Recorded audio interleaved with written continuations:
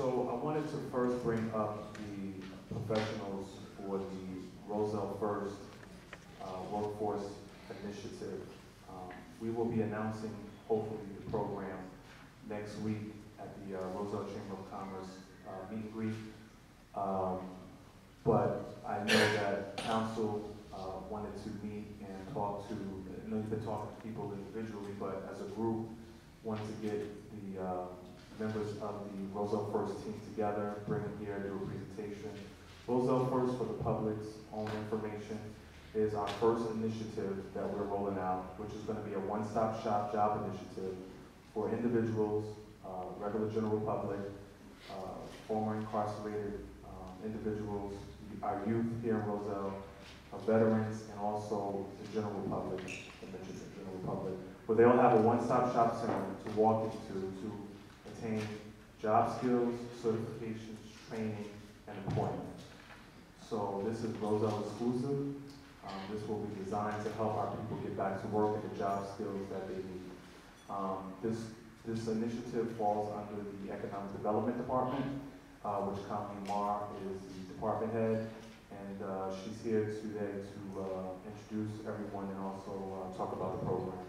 Entertain any questions coming from the council. Connie? Good evening. Good evening. I think I'll start off by just touching a little bit more on the Roselle First initiative, which will then segue into the consultants that are here tonight, who is on your agenda a little later on for consideration. As the mayor said, the Roselle First initiative is really about three things. It's about opportunity, it's about jobs, and it's about success for Roselle residents. It's about creating job opportunities where all of your constituents can get a benefit from for free. So no matter what their age or what their present skills are, that we're going to be here for them in the form of their local government trying to help them lead better lives. And tonight you're really going to be taking another major step forward in creating that opportunity for your residents when you get a little further along with the contract awards. The Roselle First Workforce Center, the Roselle First Workforce Center is what will be housed across the street in the lease that the borough is entertaining also. That is the space that you're going to be taking where these professionals will be housed. There will be job readiness and life skill training. There will be occupational training. There will be what we call mature worker initiatives, that is the 55 and over group that we'll focus on. We will also look at our veterans, our Roselle First Youth Corps, which I am proud to say is really already underway for the last 2 weeks. We already have about 15 students who are already employed in local businesses under the Roselle First Youth Corps initiative.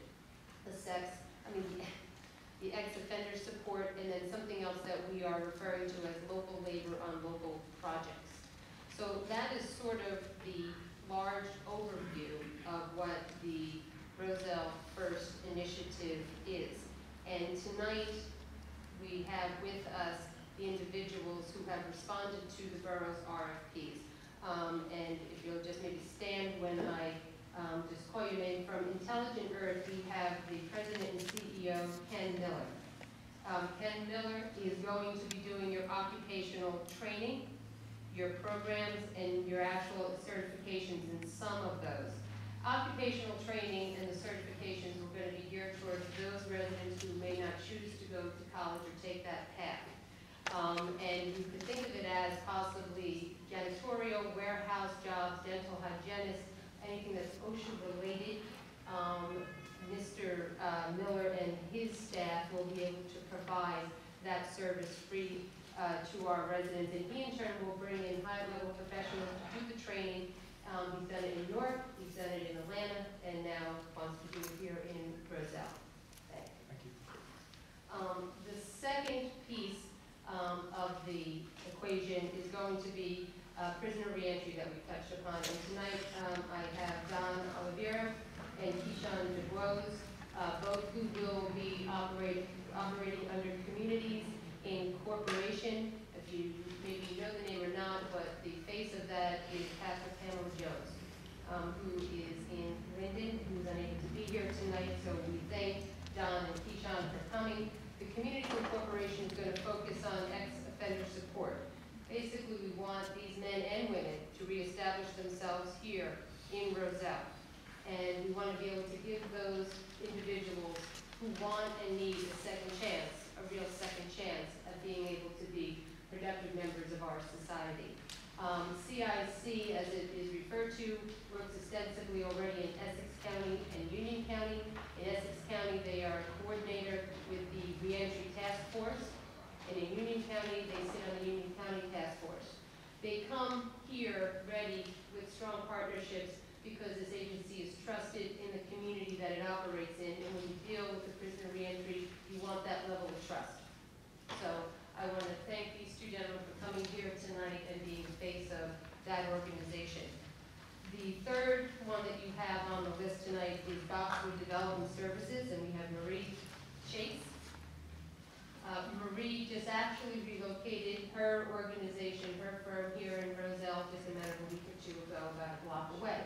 So she's actually investing literally into this community. Her focus will be on literacy enhancement, character development, tutoring, SAT tutoring, and career readiness. Most recently, Boxwood has been working at the high school. There they are providing HSPA preparation and college readiness. But one of the things that I found really attractive about what Marie does is what she's doing currently in the high school called a Teens Communicating to Win College program. And what she's done is she's sort of taken a group of young men who have very low GPAs, who have not very positive relationships with leaders and authority figures in the high school. And I've been working with them for over the last several years. And today, almost all of those young men that she's been working with are now sitting in colleges, or universities. So we have, again, a proven track record. And the one that is not on your agenda but has already been up and running because it's been funded by a grant through the County of Union is our Youth Court Initiative. And I have Mr. Larry Bonney and I'm Joanne Guest, which is here tonight. What is so exciting is who also has been to the dentist this week. We had dentist week. We had Danzero's been to the dentist, you've been to the dentist. Do more dental More hygienists. Dental hygienists. We need to get a dental hygienist here.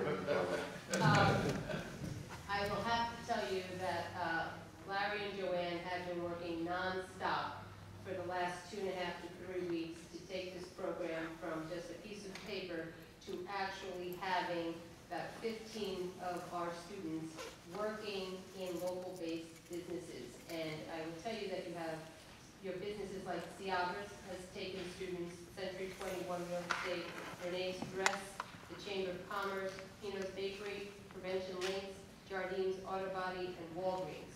So we did not have to really ask twice.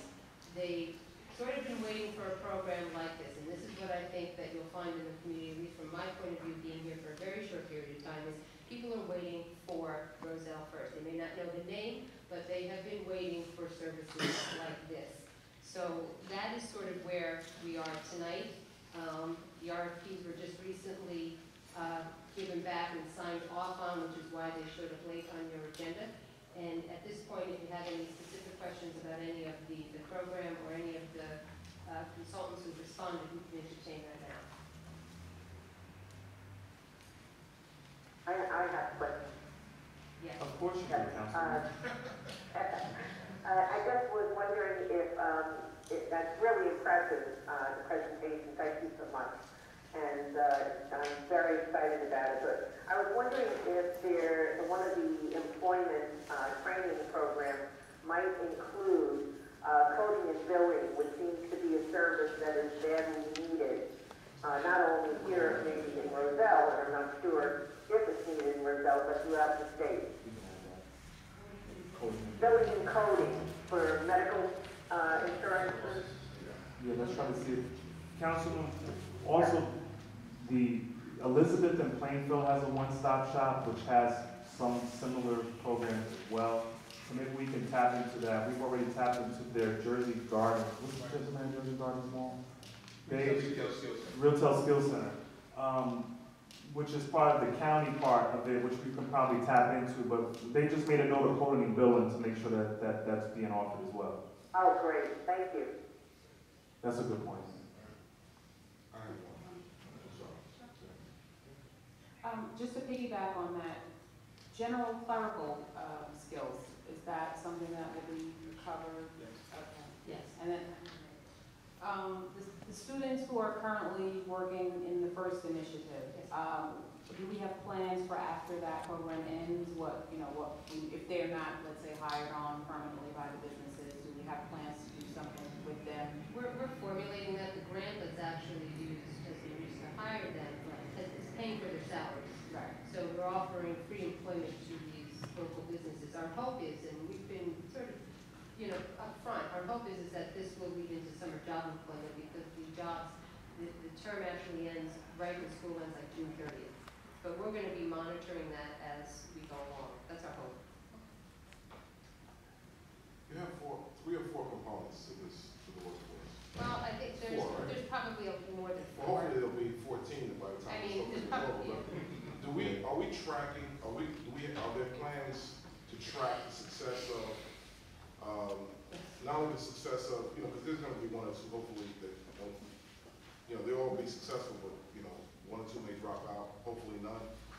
of the whole. Of the program. Yes. But as we follow them through, and we track the success and, Yes, that's part of outcome. Yeah. Well, the grant at least, one of the grants that we received, and I'm sure probably the other grants that we're going to be applying for, is that you have to have outcome. And outcome is part of that, tracking to make sure that they got the necessary skills that they need and where they are, what they're working, things of that nature. In fact, I think I had mentioned to either Don or Joanne, to one of them, is that I want us to have that information. So when we're out there in the community and say that, okay, we started out the year 2012 with 250 unemployed people. Well, at the end of 2012, how many now unemployed people do we have? With Roselle First Help. So I think that's the most important part of our program is the outcome and see how, if this is really effective, because outcome will help us, with other grant opportunities in the future. So if it's working, I think that puts us in a good seat for the remainder of other grants. The one grant that I do know that we did receive for the youth component, that is from now until the summertime, but I think within the next 3 to 4 weeks, a new RFP is coming out for the remainder of the year, so from the summer to possibly, I think, the end of the year. And so if our students are doing well and it's working, we'll be in a good spot. I think we probably should do additional students. If at all, these students are doing well and businesses might want to hire them, full-time themselves. when will they be able to walk in? Students, they started. No, we talked about Well, the I space, think right. Oh, the part of your space. agenda tonight is sort of the second reading on the lease. John.